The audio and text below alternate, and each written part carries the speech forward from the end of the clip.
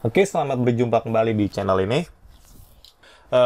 Saya yakin teman-teman semua udah sempat melihat eh, berbagai bentuk pertidaksamaan dan juga persamaan pastinya. Oke, jadi misalkan saya punya suatu bilangan, katakanlah 2 plus 3 dengan bilangan 5, di mana kita tahu nilai dari 2 plus 3 dan 5 adalah bilangan yang sama. Jadi untuk menyatakan itu kita tulis dengan tanda sama dengan. Oke. Nah, seandainya saya punya 2 plus 3 dan bilangan 4, ya kita tahu dua bilangan ini nggak sama. Jadi, untuk menyatakan ketidaksamaan itu, biasa kita nulis dengan simbol ini. Nah, terlepas dari judul pertidaksamaan ini, materi kita ini sebenarnya lebih fokus ke membandingkan nilai bilangan satu sama yang lainnya. Mana yang lebih besar, mana yang lebih kecil, ketimbang sekedar dengan tidak sama dengan seperti ini. Jadi misalkan saya punya dua bilangan di sini, katakanlah 5 sama 4. Dan di sini kita ingin menjelaskan bahwa 5 adalah lebih besar dari 4 tentunya kan. Nah, untuk menjelaskan itu kita tulis dengan simbol seperti ini. Dibacanya 5 lebih besar dari 4. Oke? Seandainya saya punya dua bilangan, 5 dan katakanlah 7, ya kita tahu 5 lebih kecil dari 7. Jadi untuk menjelaskan itu di matematik kita tulis dengan simbol seperti ini. Yang dibacanya 5 lebih kecil dari 7. Oke, saya yakin teman-teman semua udah pernah tahu berbagai simbol lebih kecil dan lebih besar seperti ini. Tapi kita coba review lagi aja, apa-apa. Jadi misalkan saya punya bilangan A sama B. Jadi kalau A lebih kecil dari B, berarti ini artinya A lebih kecil dari B. Kalau seandainya ditulis seperti ini, berarti artinya A lebih besar dari B. Dan juga terdapat penulisan seperti ini, yang artinya A lebih kecil atau sama dengan B, ya. Jadi kalau ada garisnya lagi di bawah sini berarti artinya atau sama dengan. Berarti kalau kebalikannya artinya adalah A lebih besar atau sama dengan B. Ya, ingat makna kata atau. Jadi kalau seandainya A lebih besar dari B, boleh. Kalau seandainya A itu juga sama dengan B nilainya, boleh juga. Dan misalkan contoh, saya ambil A lebih kecil dari B, di mana A sama B suatu bilangan, berarti kalau kita plot di garis bilangan real, oke, misalkan di sini adalah posisi B, kan A itu lebih kecil dari B, berarti A itu posisinya pasti ada di kiri B, ya, entah di sini atau di sini atau di sini, ya, yang penting ada di kirinya B. Kalau seandainya kebalikannya, berarti ya A ada di kanan B. Dan A lebih kecil dari B, oke, ini sama juga apabila saya menyatakan dengan B lebih besar dari A. Oke, jadi dua hal ini sama aja. Contoh, ya, misalkan contoh, 5 lebih kecil dari 7. Oke, kita semua sepakat lah ya, 5 lebih kecil dari 7.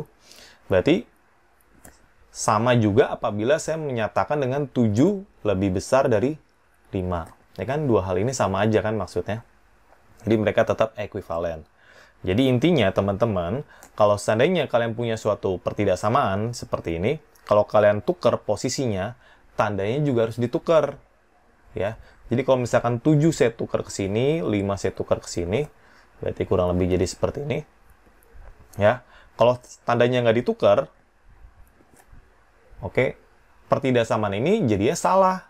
Ya kan, dibacanya 7 lebih kecil dari 5. Jelas itu adalah hal yang salah. Oke? Nah, sama halnya dengan persamaan, pertidaksamaan pun juga bisa mengandung suatu variabel.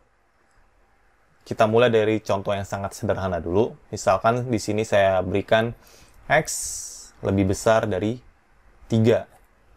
Mungkin kita udah bisa langsung tahu bahwa X itu adalah suatu angka yang jelas lebih besar dari 3. Ya kan? Ini artinya X adalah bilangan yang lebih besar dari 3. Jadi misalkan, oh, kalau X-nya 10, boleh dong. 10 lebih besar dari 3. Cocok kan? Iya. Kalau seandainya X-nya katakanlah 12,3. 12,3 kan lebih besar dari 3 kan? Pertidaksamaan ini cocok. Kalau seandainya kita bilang akar 20 lebih besar dari 3, nah ini pun juga benar. Ada banyak banget bilangan yang lebih besar dari 3 tentunya. Nggak mungkin kita tuliskan satu persatu. Dan harusnya X itu juga dijelaskan. X itu bilangan apa? Bagian dari himpunan apa? Misalkan di sini saya jelaskan X bagian dari himpunan 1, 2, 3, 4, 5 elemennya. Oke. Jadi walaupun 10 lebih besar dari 3, ya. Jadi walaupun 10 lebih besar dari 3, ini benar. Oke. Tapi 10 bukan termasuk himpunan yang sedang kita omongkan ini. Oke, kan X itu kan bagian dari himpunan ini. Ada nggak 10 di sini? Nggak ada kan? Jadi walaupun 10 benar, lebih besar dari 3, tapi dia bukan ke X. Berarti nilai-nilai X yang memenuhi antara lain adalah yang lebih besar dari 3 apa aja sih? 4 sama 5 aja ya. 4 dan 5. Oke? Ya, jadi pada suatu pertidaksamaan harus jelas dulu himpunan bilangan yang sedang kita omongkan tuh apa. Seperti saya sudah menjelaskan X itu adalah bagian dari himpunan bilangan ini nih. Oke? Misal kalau X itu bagian dari himpunan bilangan bulat, oke? Berarti nilai-nilai X yang memenuhi antara lain banyak banget, ya. 4, 5, 6, 7, 8, 9, dan seterusnya. Jadi ada banyak banget nilai X yang memenuhi pertidaksamaan ini. X lebih besar dari 3. Nah, seandainya saya punya contoh berikut, katakanlah X lebih besar sama dengan 3, dan masih sama, ya. Dan X bagian dari himpunan 1, 2, 3, 4, 5. Oke, berarti nilai-nilai X yang memenuhi 4 sama 5 udah jelas masuk ya, kan lebih besar dari 3. Tapi ingat tanda ini artinya lebih besar atau sama dengan. Jadi kalau seandainya X sama dengan 3, berarti 3 juga boleh ikut. Berarti nilai-nilai X yang memenuhi adalah 3, 4, dan 5. Jadi beda kalau ada tanda ini, X sama dengan 3 juga ikut. Ya, kalau nggak ada tanda ini garis di bawah ininya, nggak ikut dia. Kayak tadi nih, tuh, nggak ikut. Bisa kebayang sampai sini? Nah, seringkali pertidaksamaan diilustrasikan dalam bentuk suatu garis bilangan. Oke? Misalkan, saya punya X lebih besar dari 3, ya, dan X bagian dari himpunan bilangan bulat.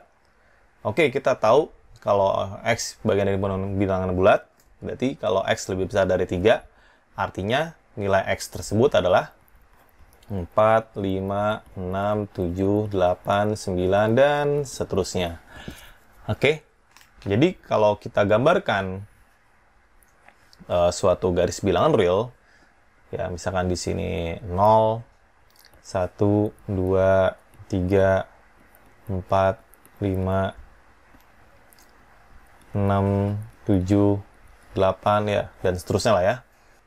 Nah, untuk menjelaskan X lebih besar dari 3 pada garis bilangan real, kita biasanya memberi suatu titik-titik pada bilangan yang memenuhi lebih besar dari 3 ini. Oke, saya kasih coba warna yang lain. Kita tahu nilai X yang memenuhi ini adalah 4, 5, 6, 7, 8, 9, dan seterusnya. Berarti ini saya kasih titik di 4, titik 5, 6, 7, 8, ya 9, dan seterusnya, kepanjangan lah ya. Jadi saya jelaskan ini masih terus berlanjut pakai tanda panah ini. Oke? Nah, misalkan kalau X bagian dari bilangan real, ya, X lebih besar dari 3, maka nilai-nilai X tersebut banyak banget. Ya, 4, 5, 6, 7, 8, 9, 4,1, 4,21, 5,3, banyak banget. Ya. Nah, biasanya kalau bilangan real, ya, jadi misalkan kita punya di sini 0, 1, 2, 3, ya, dan seterusnya lah ya. Nah, apabila kita menggambarkan suatu titik-titik yang memenuhi ini, jadi bilangan real yang lebih besar dari 3 banyak banget kan? Nah, biasanya diilustrasikan dalam bentuk suatu garis. Jadi kalau X lebih besar dari 3, berarti dari 3 kita ke arah kanan. Kita bikin garis ke arah kanan nih, seperti ini. Dan di persis angka 3-nya kita kasih buletan seperti ini. Nah, ada juga orang ngasih panah seperti ini.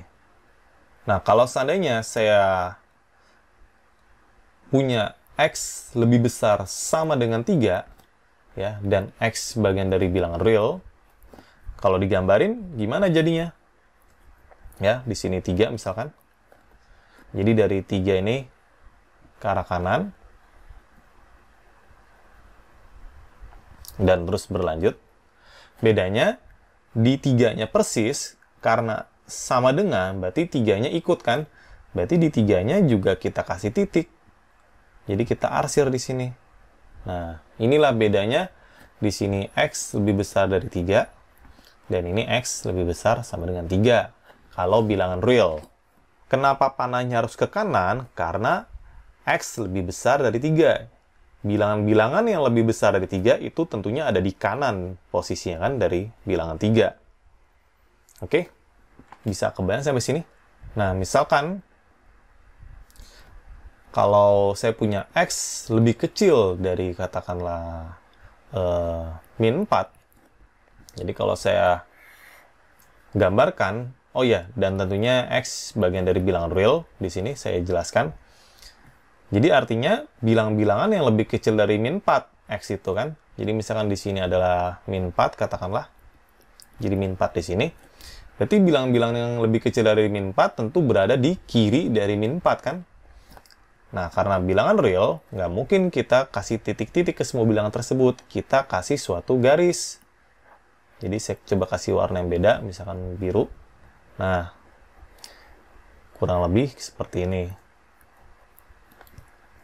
Dan kalau seandainya saya punya X lebih kecil dari min 4, ada sama dengan ya, berarti gambarnya kurang lebih bakal kayak gini. Bedanya di sini saya arsir. Oh ya, di sini saya lupa ngasih bulatannya. Nah, di sini bulatan yang saya nggak arsir, di sini saya arsir. Oke, ini X lebih kecil dari min 4, dan ini X lebih kecil sama dengan min 4. Pertidaksamaan juga seringkali digunakan untuk menjelaskan interval suatu bilangan. Kedepannya kita akan sering menemukan berbagai interval dalam bentuk penulisan pertidaksamaan. Seperti ya kayak gini nih, X lebih besar dari 3, X lebih kecil dari min 4, ya, dan seterusnya. Oke, kita coba kasih contoh yang lain. Oke, misalkan saya coba berikan suatu pertidaksamaan yang lain, misalkan seperti bentuknya seperti ini. Nah, ini dibaca A lebih kecil dari X dan X lebih kecil dari B. Oke, jadi ini sebenarnya terdiri dari dua pertidaksamaan, yaitu X lebih besar dari A dan X lebih kecil dari B. Ya, jadi dua pertidaksamaan ini biasanya dituliskan menjadi satu bentuk pertidaksamaan seperti ini. Dan kalau diilustrasikan, kalian bisa ngebayangin bahwa X itu berada di antara A sama B. Ya, jadi di sini A, tentunya A lebih kecil dari B, ya kan? Karena A lebih kecil dari X. X itu lebih kecil dari B. Berarti X itu berada di antara A sampai B. Jadi X itu berada di antara A sampai B. Berarti kurang lebih seperti ini nih. Nah, karena nggak ada sama dengannya, berarti di sini saya kasih buletan yang tidak diarsir. Dan penulisan interval bilangan seperti ini biasa disebut suatu interval terbuka. Nah, mungkin teman-teman udah kebayang, berarti kalau ada interval terbuka, berarti bakal ada interval tertutup juga gitu. Ya, ada. Jadi yang dinamakan interval tertutup sama persis kayak ini. Ya. Bedanya ada tanda sama dengannya. Tuh, seperti ini. Jadi kalau seandainya diilustrasikan di dalam garis bilangan real, jadinya kurang lebih X itu berada di antara A sampai B, tapi karena ada sama dengannya, berarti X itu boleh A dan juga boleh B. Ya, gambarnya kurang lebih bakal kayak gini. Berarti di sini saya arsir, di sini saya arsir karena ada sama dengannya di B sama A. Oke. Dan ini disebut interval tertutup. Kenapa disebut tertutup? Kenapa yang ini disebut terbuka? Mungkin penjelasan simpelnya, kalau interval tertutup itu kita bisa menjelaskan nilai terbesar maupun terkecil dalam interval itu, dalam rentang ini. Ya, kita tahu dalam rentang ini paling besarnya itu B dan paling kecilnya itu A. Sedangkan dalam interval terbuka, kita tidak bisa menjelaskan seberapa besar X itu. Oke, misalkan saya kasih di sini adalah 5, di sini 2. Misalkan loh ya. Jadi ini 2, ini 5. Berarti kalau ditanya seandainya X terbesar pada ini, pada garis bilangan ini, berapa? Ada yang bilang 4,9, ada yang bilang 4,99, ada yang bilang 4,99999. Ya kan, kita nggak bisa menyebutkan nilai X yang terbesar. Sama halnya dengan X yang terkecil di sini. Oke, dua penulisan ini bakal cukup familiar dan akan sering kita jumpai ke depannya. Oke, jadi kita tahu pertidaksamaan itu tidak sekedar hanya menjelaskan mana yang lebih besar dan mana yang lebih kecil dengan simbolnya, tapi juga bisa menjelaskan suatu interval bilangan. Nah, berikut kita akan coba membahas berbagai contoh bentuk penulisan interval bilangan. Nah, dari sini kita asumsikan bahwa X di sini adalah bagian dari bilangan real. Oke? Jadi kita bisa menjelaskan dengan suatu bentuk garis pada garis bilangan real. Nah, jadi untuk menjelaskan bahwa suatu bilangan ada di antara A sampai B, berarti bisa dijelaskan dalam bentuk suatu penulisan himpunan seperti ini. X itu di antara A sampai B. Oke, kita nggak perlu jelasin lagi, kita udah tahu X itu bilangan real. Oke. Nah, kita bisa menjelaskan suatu sekumpulan bilangan, interval bilangan dalam bentuk penulisan himpunan seperti ini. Bisa juga dalam penulisan interval seperti ini. Jadi dua hal ini sama-sama menjelaskan suatu bilangan yang ada di antara A sampai B. Jadi kalau digambarin pada garis bilangan real, mungkin gambarnya bakal seperti ini. Saya kasih warna merah lagi. Nah, kurang lebih seperti ini. Oke? Dan kalau saya punya suatu kumpulan bilangan, di mana bilangan tersebut kurang lebih ditulis seperti ini, bedanya ada tanda sama dengan, biasa dituliskan juga dalam bentuk seperti ini. Nah, jadi kalau seandainya ada sama dengannya, kurungnya berubah jadi kayak gini nih. Oke, kita udah sempat bahas penulisan interval seperti ini sebelumnya pada video tentang pasangan berurutan. Nah, apabila dijelaskan dalam garis bilangan real, kurang lebih sama seperti sebelumnya. Bedanya, yang di bagian A sama B-nya diarsir. Oke, jadi di sini saya arsir, di sini juga. Oke, bisa kebayang sampai sini? Nah, misalkan saya punya penulisan himpunan yang lain. Kalau saya nulisnya seperti ini, jadi sama dengannya saya pilih salah satu. Nah, misalkan saya pilih di sini nih. Nah, gimana cara nulis dalam bentuk penulisan notasi interval? Karena di B nggak ada sama dengannya, Berarti kalau saya tulis A, B, B-nya saya pakai kurung ini. Ya, jadi ingat kalau suatu bilangan di antara A sampai B, kalau nggak ada sama dengannya, pakai kurung yang ini. Kalau ada sama dengannya, pakai kurung yang ini. Jadi kurang lebih tulisnya kayak gini. Oke, bisa mudah dipahami lah ya. Nah, ilustrasinya pada garis bilangan real kurang lebih seperti ini. Jadi masih sama garis yang dari A sampai B, tapi bedanya di A ini saya arsir. Ya, karena ada sama dengannya. Yang di B nggak saya arsir. Oke lah ya. Nah, seandainya saya punya suatu himpunan yang mirip sama sebelumnya, bedanya sekarang yang ada sama dengannya di B. Ya, berarti penulisan notasi intervalnya berarti kurang lebih seperti ini. Yang B ada sama dengannya, pakai kurung ini. Yang A nggak ada sama dengan, berarti pakai kurung ini. Dan kalau digambarkan dalam garis bilangan real, kurang lebih gambarnya bakal seperti ini. Nah, di B diarsir sekarang, yang di A nggak diarsir. Oke, kebayang sampai sini teman-teman ya? Nah, gimana kalau seandainya interval bilangannya katakanlah lebih besar dari A? Nah, gimana tuh? Apakah kita masih pakai penulisan seperti ini? Nah, sebelum ke situ, kita coba ilustrasiin dulu. Jadi, kalau bilangan yang lebih besar dari A, berarti kita udah tahu gambarnya ya seperti ini kan. Kalau kita lihat, panah kita ini pada garis bilangan real, startnya dari A, terus sampai, katakanlah sampai infinite. Ya, jadi sampai ujung sana tuh, sampai infinite, ya, katakanlah. Jadi kalau seandainya X lebih besar dari A, kita nulisnya seperti ini nih, A, infinite. Ya, A-nya di A nggak ada sama dengannya kan, berarti saya pakai kurung ini. Dan kalau seandainya infinite, itu selalu pakai kurung yang ini. Ya, jadi kalau kalian ketemu penulisan notasi interval ada infinite seperti ini, selalu pakai kurung ini di infinite. Oke, mungkin biar lebih jelasnya saya tuliskan interval bilangan yang mirip. Bedanya sekarang ada sama dengannya. Nah, jadi kalau diilustrasikan pada garis bilangan real, kurang lebih gambarnya seperti ini. Kita udah tahu. A-nya diarsir.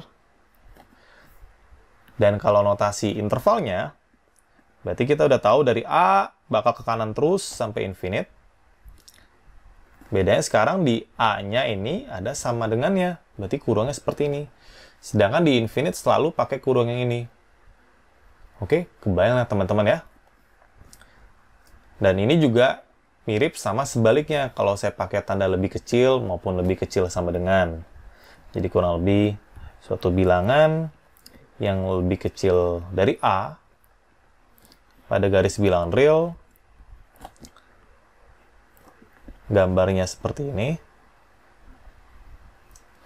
A-nya nggak diarsir, lalu saya tulis panah ke arah kiri. Oke. Lalu penulisannya, notasi intervalnya gimana? Dari A ke kiri terus sampai ujung. Nah, di ujung ini ada apa nih? Di ujungnya ada minus infinite. Ya, berarti katakanlah di sini minus infinite, di sini infinite. Katakanlah ya. Berarti kita bisa bilang interval bilangan kita itu berada di antara minus infinite sampai ke A. Ya. A-nya nggak ada sama dengan, berarti pakai kurung ini. Minus infinite, karena ada infinite-nya juga kita pakai kurung ini. Oke, kebayang sampai sini ya. Jadi, kalau seandainya saya pakai tanda sama dengannya, kayak gini, X lebih kecil sama dengan A, berarti ilustrasi pada garis bilangan realnya kurang lebih sekarang kayak gini. Bedanya A-nya diarsir, seperti yang kita udah tahu. Berarti kalau kita lihat, bilangan-bilangannya itu ada di kiri dari A, terus sampai ke minus infinite. Ya, berarti dari minus infinite sampai A sama kayak tadi. Bedanya sekarang di A-nya nih ada sama dengannya. Berarti di A-nya saya pakai kurung ini, sementara di minus infinite saya pakai kurung ini. Oke, bisa dipahamin teman-teman ya. Jadi kita bisa menuliskan suatu selang interval bilangan menggunakan penulisan himpunan ini disertai dengan pertidaksamaannya, ya, lebih besar, lebih kecil, atau misalkan berada di antara A sampai B juga dengan pertidaksamaan, atau kita bisa menuliskan dengan notasi interval seperti ini. Oke. Atau maupun dengan ilustrasi garis bilangan real seperti ini. Oke, ketiga penulisan interval tersebut bakal sering kita jumpai ke depannya. Semoga bisa dipahamin. Terima kasih.